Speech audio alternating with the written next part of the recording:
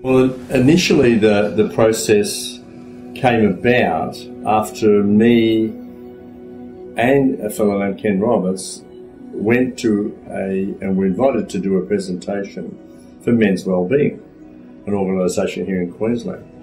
And we did the presentation to, I think it was about 115 men at the weekend. And we had an absolute amazing reaction. We really did.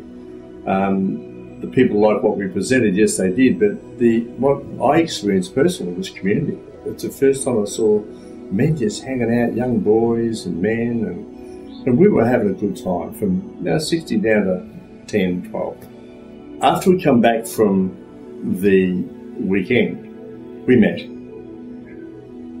sat down, had a meal, and started talking about how would we bring together something that wasn't theirs and we attend theirs, and something that wasn't ours that we attend ours.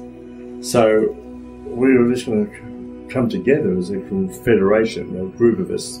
They bring their asset and we bring our asset, and together we'll make something different. And so what happened was that we started talking about that, and I saw that personally. Something here went, this is about bringing tribes together. This is about not just men.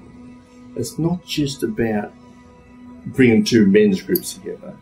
It's bigger. So I jumped, for some reason, I jumped on the internet and started researching this stuff up. And I typed in tribes coming together and various things I put in there.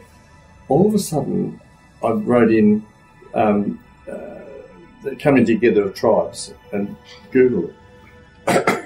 And all of a sudden there's this thing from 1000 BC, this organisation or group of tribes, a confederation of tribes called the Helvetii, from Celtic Europe. They did exactly then what we're talking about doing now.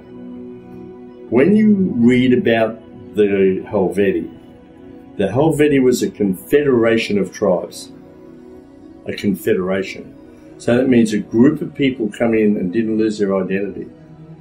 So they had the different varying tribes of people, male, female, boys, girls, elders, and on it goes. And not one of them lost their identity through the thousands of years they were called the Helvetii. Even today it's called Helvetica in Switzerland. So what we've got is the opportunity, I believe, in Australia to start in Queensland, yes. It'll start with men, yes. But what's going to stop it from the next period after the big training we're going to have in September, that we bring women's groups in. We bring young girls and look for the young people. You know, when we go from, say, 10, 12-year-old through to, like, there's pathways to manhood. They're very decision coming. Pathways to Manhood? Yeah, I think it's called that. And there's another, the Women's Wellbeing. There's other women's organisations associated with the Mankind Project. There's couples weekends. We used to run couples weekends ourselves. So when I look at the potential, we have the ability to expand this out to be a real Helvetii, a confederation of tribes.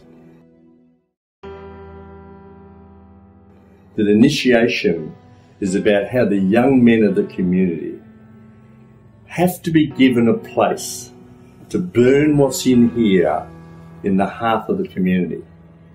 If they do that, they're safe. The elders, the younger men than them, the bit older men than them. So there's a whole community around them, men and women and elders, holding them safe to burn the fire, to do what it is young men do.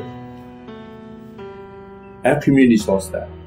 Our communities have absolutely lost the ability for young men to feel safe somewhere. And so they go out and do burnout somewhere, or they speed, and for someone to look at them, for someone to realise that, look at me, that's all I want. It's just some recognition of some description. And for me, we've lost that in our communities. Michael Mead says, I'm paraphrasing what Michael Mead says, but what I read from it and what I got deep in here is that because we don't provide the heart of the community, the young men will burn the community down if they're not and have not got the half.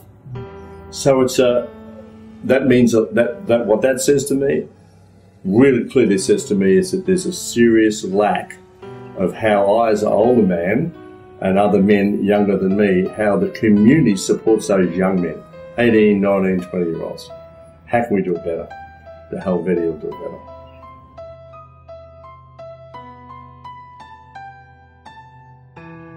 I feel it in my bones, I really do.